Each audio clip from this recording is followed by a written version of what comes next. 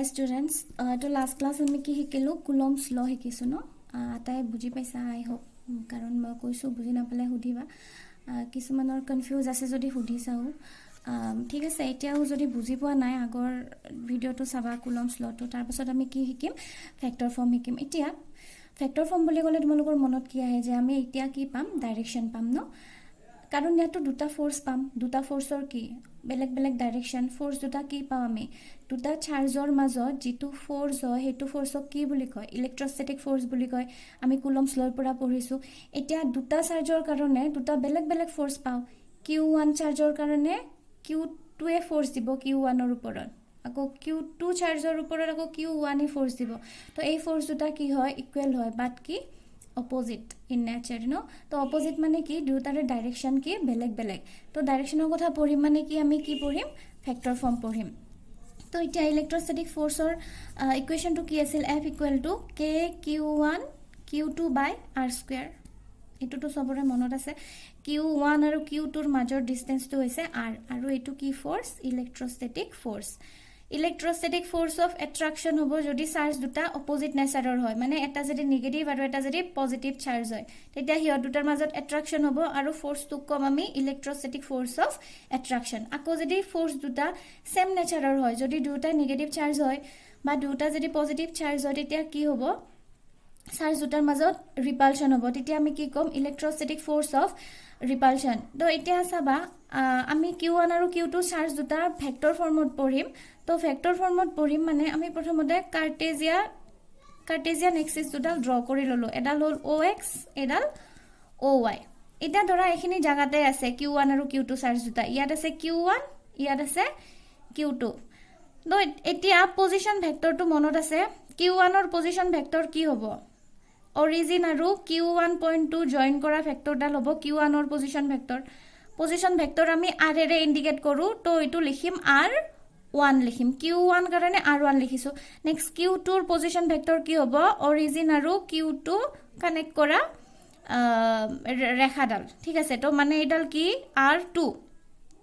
তো এতিয়া আমি ৰিজাল্টেন্ট ভেক্টৰ পাম ন ৰিজাল্টেন্ট পজিশন ভেক্টৰ এডাল হল তোমাৰ q1 ৰ পজিশন ভেক্টৰ এটো হল q2 ৰ পজিশন ভেক্টৰ তো এতিয়া ৰিজাল্টেন্ট ভেক্টৰ কোন ফালে হয় ৰিজাল্টেন্ট ভেক্টৰ হয় এই দুটা জয়েন কৰা ভেক্টৰ দুডাল তো সাবা ইয়াত আমি দুটা ফোর্স পাম এটা ফোর্স পাম এটো সাইডত এটা ফোর্স পাম এটো সাইডত তো এতিয়া আমি force some force on 1 due to 2 q1 চাৰ্জৰ ওপৰত q2 চাৰ্জে দিয়া ফোৰ্সটোৰ ভেক্টৰ ফৰ্মটো সাম দুটা ফোৰ্স আছে গটিকে ভেক্টৰ ফৰ্মো বেলেগ বেলেগ হ'ব যেহেতু ডাইৰেকশন বেলেগ ভেক্টৰ ফৰ্ম বেলেগ বেলেগ হ'ব ম্যাগনিটিউড একে কাৰণে আমি এটাই লিখিছিলো ফোৰ্সৰ ফৰ্মুলা এই ফোৰ্সৰ ফৰ্মুলাটো আমাক ম্যাগনিটিউড দিয়ে ম্যাগনিটিউড মানে কি কিমান ফোৰ্স এপ্লাই হৈছে হেতু দিয়ে কিন্তু কোনটো ডাইৰেকশনত এপ্লাই হৈছে হেতু নিদিয়ে কুলম্বস ল তো এটা কুলম্বস ল ইন ভেক্টৰ ফৰ্মত আমি সাম যে ফোৰ্স দুটাৰ ডাইৰেকশন কি হ'ব দুটা ফোৰ্স অপোজিট ডাইৰেকশনত গটিকে ভেক্টৰ ফৰ্মু কেইটা পাম দুটা পাম ন দুটা বেলেগ বেলেগ ডাইৰেকশন পাম যেহেতু ভেক্টৰ ফৰ্মু দুটা পাম একদম সিম্পল কথা তো এতিয়া চাবা q1 চাৰ্জৰ ওপৰত q2 চাৰ্জে কেনেকে ফোৰ্স দিব এটো ডাইৰেকশনত দিব ন মানে এই ৰিজাল্টেন্ট ভেক্টৰডাল কোনটো ডাইৰেকশনত হ'ব এটো ডাইৰেকশনত থাকিম যেহেতু q1 ৰ ওপৰত q2 এ দিয়া ফোৰ্স এটো ধৰা আমি ইয়াতে এতিয়া r বুলি লিখি থলো হয় তো এতিয়া চাবা এখিনি চাবা মই এখিনি ইয়াত বেলেগকে আকিম এটো হল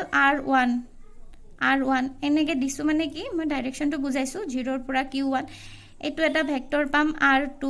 এখন ছবিৰ পৰা আকিছো এডাল r2 তো এডাল আছে ইফালে এটো ডাইৰেকশনত তো এতিয়া ট্ৰায়াঙ্গল ল ভেক্টৰ এডিশনৰ পৰা আমি কি পাইছিলো r এটো আছিল তোমাৰ r ভেক্টৰ এটা ট্ৰায়াঙ্গল ল ভেক্টৰ এডিশন মই যদি এপ্লাই কৰো ফাৰ্স্ট ইয়াৰৰ যে পঢ়িছা কি পাম r2 plus r equal to r1 হয় না এই r ৰ টেল আৰু r2 ৰ হেড জয়েন হৈ আছে তো এই দুটা এড কৰি আমি কি পাম r1 পাম তো ইয়াৰ পৰা ৰিজাল্টেন্ট ভেক্টৰটো কি এনেকে উলাব পাৰো r equal to r1 minus r2 ঠিক আছে তো এটো আমি সিম্পলি r লিখি থোৱাতকে r12 বুলি লিখিম f12 মানে কি ফোৰ্স অন 1 ডিউ টু 2 আৰু ইয়াতে r2 কি লিখিম 12 বুলি লিখিম 1 r1 - r2 হেকাৰণে আমি ইয়াত r12 বুলি লিখিম ঠিক আছে তো আমি পজিশন ভেক্টৰ কি পালো r1 2 পালো ভেক্টৰ চিন দিছো ইয়াৰ ওপৰত যেহেতু আমি ভেক্টৰ পঢ়ি আছো তো এতিয়া চাবা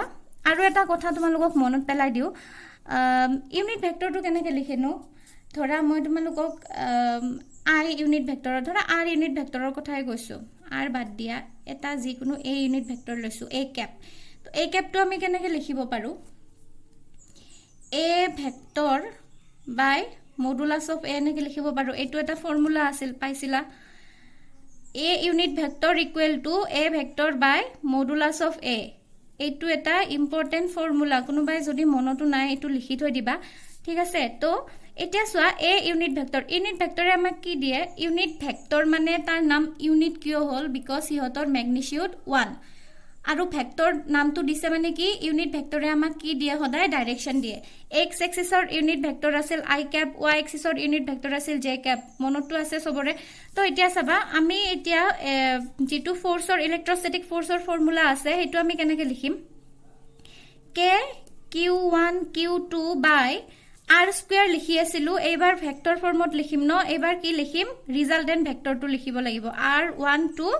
ভেক্টৰ হল তো এতিয়া চাবা মই ভেক্টৰ ফৰ্ম বুলি কৈ আছো বাৰে বাৰে তাৰ মানে কি ই আমাক কি দিব এটা ডাইৰেকশন দিব আৰু ডাইৰেকশন দিবৰ কাৰণে আমি কি ব্যৱহাৰ কৰো ইউনিট ভেক্টৰ ব্যৱহাৰ কৰো তো এতিয়া চাবা আমি কিহৰ ইউনিট ভেক্টৰ লব লাগিব k টো এটা কনস্ট্যান্ট q1 আৰু q2 টো কনস্ট্যান্ট বস্তু ইয়াৰে তো ডাইৰেকশন নাই গটিকে ডাইৰেকশন কাৰ থাকিব ভেক্টৰ কোয়ান্টিটি কোনটো আছে ইয়াতে অনলি পজিশন ভেক্টৰটো আছে তো ইয়াত আমি যেটা ইউনিট ভেক্টৰ লগাম আমি ইয়াৰে ইউনিট ভেক্টৰ লগাব লাগিব Simply r12 লিখা আৰু ইউনিট ভেক্টৰ মানে ওপৰত ক্যাপ চিনটো দিয়া যত ওপৰত এটা ক্যাপ চিন আছে তুমি গম পাবা যে হেতুৱে ইউনিট ভেক্টৰ বুজায় এইটো ইয়াত আমি মাল্টিপ্লাই কৰি দিয়াৰ পিছতো ইয়াৰ ভ্যালু চেঞ্জ নহয় কিয় বিকজ ইউনিট ভেক্টৰৰ ম্যাগনিটিউড 1 আমি ফোৰ্স জিমানে নাপাও কিয় এইটো মাল্টিপ্লাই কৰাৰ পিছতো এই ফোৰ্সটোৰ ভ্যালু চেঞ্জ হৈ নাযায় কাৰণ ইয়াৰে ম্যাগনিটিউড কিমান 1 এতিয়া r ক্যাপটো কিয় লগাইছো কাৰণ আমাক কি লাগে ডাইৰেকশন লাগে ফোৰ্সটো কোনটো ডাইৰেকশনত দিম হল তো এতিয়া চাবা k q1 into q2 by r12 vector তো এই ফৰ্মুলাটো এপ্লাই কৰি r12 ক্যাপ সমান কি লিখিব পাৰো ওপৰত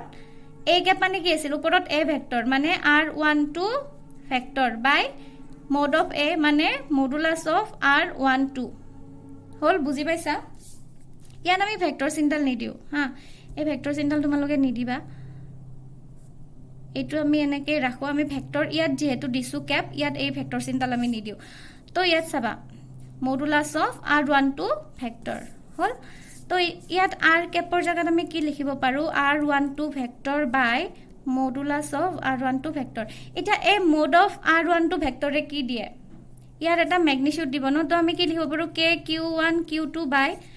r12 আৰু ইয়াত লিখিব পাৰো ওপৰত r12 ভেক্টৰ আৰু মডুলাস দিয়াৰ লগে লগে কি হৈ যাব ভেক্টৰ চিনডাল গুছি যাব মডুলাস মানে কি দিয়ে আমাক অকল ম্যাগনিটিউডটো দিয়ে অকল মানটো পাম আমি ঠিক আছে তো ইয়াত r12 বুলিয়ে লিখিব পাৰো আমি কাৰণ মোড চিনডাল দিয়াৰ লগে লগে ভেক্টৰ চিনডালটো নোৱা হৈ যাব কাৰণ এটো আমাক কি দিব ম্যাগনিটিউড দিব তো এটো আছিল স্কয়াৰ এটো স্কয়াৰ আছিল k q1 q2 বাই r12 স্কয়াৰ হয় এটো স্কয়াৰ আছিল r স্কয়াৰ এই ফৰ্মুলাটোৰ পৰা তো এতিয়া চাবা তলত আমি কি পালো ইয়াত আছিল k q1 into q2 বাই তলত এটো আৰু এটো পূৰণ হৈ কি হৈ যাব r12 কিউব আৰু ইফালে কি থাকি যাব r12 ভেক্টৰ এতিয়া এটো এটা ভেক্টৰ ফৰ্ম হল না নাই সোয়া এটো আমাক এটো ম্যাগনিটিউড দিয়ে এটো এটা ভেক্টৰ হিচাপত নাই এইকেটাটো কনস্ট্যান্টে বাট এটো আমি এডাল ভেক্টৰ চিন দি দিছো হয় না তো ইয়াত ভেক্টৰ চিনডাল আহি গল মানে এটো আমি কি পালো Coulomb's law in vector form এটা পালো তো এটো মই শিকালো তোমালোকক force on q1 due to q2 এটা নেক্সট আমি কি লিখিব পাৰো এটো মই ওপৰত লিখি থও force on q1 due to q2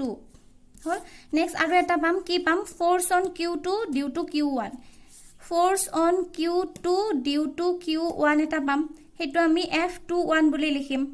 হয় তেতিয়া তোমাৰ এই ডাইৰেকশনটো কি হৈ যাব পজিশন ভেক্টৰৰ ডাইৰেকশনটো অপোজিট হৈ যাব ইফালে হৈ যাব তেতিয়া তোমাৰ r মানে কি পাম r1 - r2 বাই সুয়াতে ন তো এটাত ৰিজাল্টেন্ট পজিশন ভেক্টৰ কি পাম R2 minus R1 পাম নেক্সট তোমালোকে ট্ৰায়াঙ্গল অফ ফেক্টৰ এডিশন কৰি তো হেতু তোমালোকৰ হোমৱৰ্ক থাকিল যে তোমালোকে কুলম্বছ ল ইন ফেক্টৰ ফৰ্ম মই এটা দেখালো তোমালোকে বেলেগ এটা দেখাবা মই F12 কৰি দেখালো হোমৱৰ্কটো হৈছে যে তোমালোকে F212 উলিয়াই দেখাবা ইন ফেক্টৰ ফৰ্ম একদম সেম এনেকৈ যাবা জাস্ট তোমালোকৰ ইয়াত নোটেশন বিলাক চেঞ্জ হ'ব তো এফালে ডাইৰেকশনটো চেঞ্জ হ'ব Q1 এ Q2 ৰ ওপৰত দিয়া ফোৰ্স হ'ব এটো এনেকৈ হৈ যাব মই হিন্টস এটা দি দিও ইয়াত চাবা এটো আছিল Q1 এটো আছিল Q2 তো এবাৰ কি হৈ যাব যেটা ৰিজাল্টেন্ট ভেক্টৰ তাৰ ডাইৰেকশনটো কি হৈ যাব এনেকৈ হৈ যাব তাৰ মানে এটো হ'ব এনেকুৱা এফালে এনেকুৱা আৰু এফালে এনেকুৱা এটা ট্ৰায়াঙ্গল অফ ভেক্টৰ এডিশন যেতিয়া লিখিবা তেতিয়া কি পাবা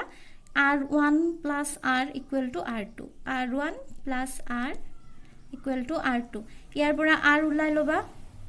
এটো R2 minus R1 পাবা সো এটো R21 বুলি লিখিবা এটো R21 বুলি লিখিবা আৰু বাকিখিনি এনেকৈ ক্যালকুলেট কৰিবা মই হিন্টস এটা দি দিছো ঠিক আছে এটো আছিল কুলম্বছ ল ইন ফেক্টৰ ফৰ্ম তো হোমৱৰ্কটো কৰি দেখাবা উনা নেক্সট আমি পঢ়িম যে সুপাৰপজিশন অফ ফোৰ্স পঢ়িম এটা সুপাৰপজিশন বুলি গলে তোমালোকে কি বুজানো সুপাৰপজিশন মানে কি এটাৰ ওপৰত এটা একেলগে যদি বহুত কেটা কাম হৈ থাকে তেন্তে হেতু কি বুলি কয় সুপাৰপজিশন তো নেক্সট টপিকটো আমাৰ হ'ব যে principle of superposition of charges principle of superposition মানে কি ধৰা আমি ইমান টাইমে কি পঢ়ি আছিলো দুটা চাৰ্জ আছে ধৰা এটো Q1 চাৰ্জ এটো Q2 চাৰ্জ এইটো চাৰ্জে ইয়াৰ ওপৰত কি ফোৰ্স দিব এইটো চাৰ্জে ইয়াৰ ওপৰত কি ফোৰ্স দিব হেতু পঢ়ি আছিলো কিন্তু এতিয়া আমাৰ ইউনিভাৰ্সত একেলগে মাত্ৰ দুটা চাৰ্জে থাকে নেকি কবাত দুটা চাৰ্জ ইয়াত দুটা চাৰ্জ তেনেকেটো নাথাকে ন বহুত কেটা চাৰ্জ কি পাও আমি একেলগে পাও ধৰা Q1 Q2 ইয়াত Q3 পালো ইয়াত Q4 পালো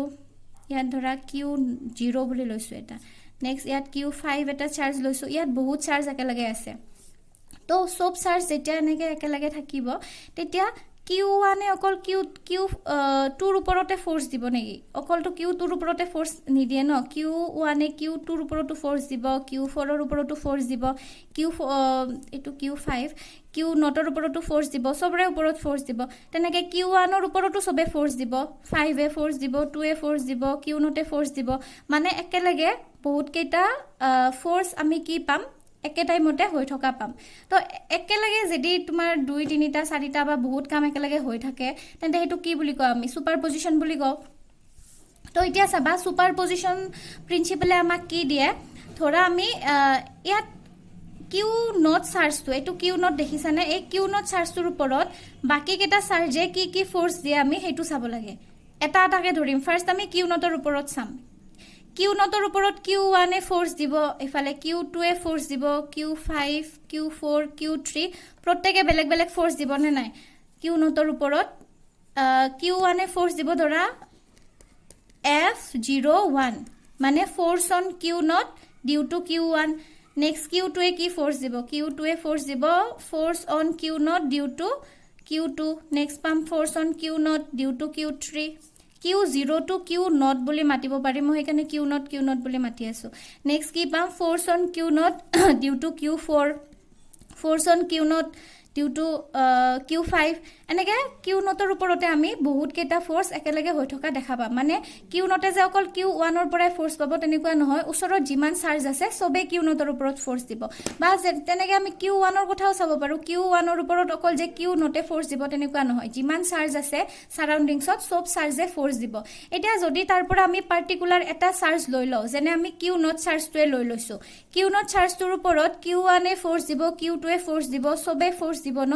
গটিকে Q0 ৰ ওপৰত টোটাল কিমান ফোৰ্স হল টোটাল মানে কি আটাইবোৰৰ কি এডিশন যোগফল এটা Q0 এ টোটাল কিমান ফোৰ্স পাইছে এইটো এটা ফোৰ্স এইটো ফোৰ্স এনেকৈ পাঁচটা ফোৰ্স পাই আছে Q0 এ গটিকে Q0 ৰ ওপৰত টোটাল ফোৰ্স অন Q0 বুলি যদি কও মই টোটাল ফোৰ্স অন Q0 এটো ধৰা মই F0 ৰে লিখিছো এইবিলাক জাস্ট এটা নোটেশন মই F0 ৰে বুজাইছো F0 মানে কি টোটাল ফোৰ্স অন Q0 গটিকে এই Q0 ৰ ওপৰত টোটাল ফোৰ্স কি হ'ব জানানে বাকি চাৰ্জ বিলাকে দিয়া ফোৰ্স কেটাৰ যোগফল হ'ব এইটোৱে কিমান দিছে এইটোৱে কিমান দিছে সবে যিমান যিমান ফোৰ্স দিছে আমি যদি যোগ কৰি দিও তেন্তে আমি কি পাম কিউ নটৰ ওপৰত দিয়া ফোৰ্স পাম এইটোৱে হৈছে প্ৰিন্সিপল অফ সুপাৰপজিশন তোমালোকে এতিয়া কিউ1 টো ধৰি লব পৰা ফোৰ্স অন কিউ1 ডিউ টু আদাৰ চাৰ্জ এটা কিউ1 ৰ ওপৰত ধৰা কিউ1 ৰ ওপৰত কিউ নটে ধৰা ফোৰ্স দিছে F10 মানে force on 1 due to force on charge 1 due to charge Q naught next force on charge Q one due to Q2 plus force on charge 1 due to Q3 এনেকে যিমান আছে আমি কি কৰিব পাৰো এড কৰিব পাৰো মই তোমালোকক পাঁচটা চাৰ্জ দেখাইছো কিন্তু আমি তো নাজানো কিমান চাৰ্জ থাকিব ধৰি ললো আমি n নাম্বাৰ অফ চাৰ্জ থাকে তো তেতিয়া কি লিখিব পাৰো dot dot dot dot f 1n লিখিব পাৰো মানে কিবা এটা নিৰ্দিষ্ট স্পেসিফিক যদি এটা চাৰ্জ ধৰি লোৱা তাৰ ওপৰত বেলেগ চাৰ্জ বিলাকে কিমান ফোৰ্স দিব হেতু আমি কি পাম আটাইবোৰ ফোৰ্সৰ যোগফল এটা কথাটো হৈছে Q1 আৰু ইয়াত Q1 নে ইয়াক যিমান ফোৰ্স দিব এই ফোৰ্সটো এই Q2 এ এফেক্ট নকৰে কিন্তু মানে ধৰা Q1 আৰু Q0 আমি প্ৰথমতে ৰাখি থৈছিলো এট ফাৰ্স্ট আমি Q0 আৰু Q1 ৰাখি থৈছিলো Q1 এও Q0 ৰ ওপৰত ফোৰ্স দি আছে Q0 এও Q1 ৰ ওপৰত ফোৰ্স দি আছে এতিয়া যেতিয়া মই বেলেগ বেলেগ চাৰ্জ আনি সাৰাউন্ডিংছত ৰাখি থম এই চাৰ্জ দুটাৰ মাজৰ ফোৰ্সটো একো ইফেক্ট নকৰে বাকি চাৰ্জে তেনেকে এই দুটা চাৰ্জৰ মাজৰ ফোৰ্সটো বাকি চাৰ্জে একো ইফেক্ট নকৰে মানে সবৰে খালি নিজৰ নিজৰ লগত মতলব বেলেগ চাৰ্জৰ ওপৰত বেলেগ ফোৰ্সৰ ওপৰত বাকি চাৰ্জে একো ইফেক্ট নকৰে এইটো আছিল তোমালোকৰ প্ৰিন্সিপল অফ সুপাৰপজিশন অফ চাৰ্জেস তো সুপাৰপজিশন মানে কি গম পালা একেলগে বহুত চাৰ্জ থকাটো একেলগে বহুত ফোৰ্স হৈ থকাটো আমি কি বুলি কও সুপাৰপজিশন বুলি কও তো আজি ক্লাসটো এখিনে আৰু তোমালোকক যেটো হোমৱৰ্ক দিলো মই হেতু তোমালোকে মোক কৰি দেখাবা থ্যাংক ইউ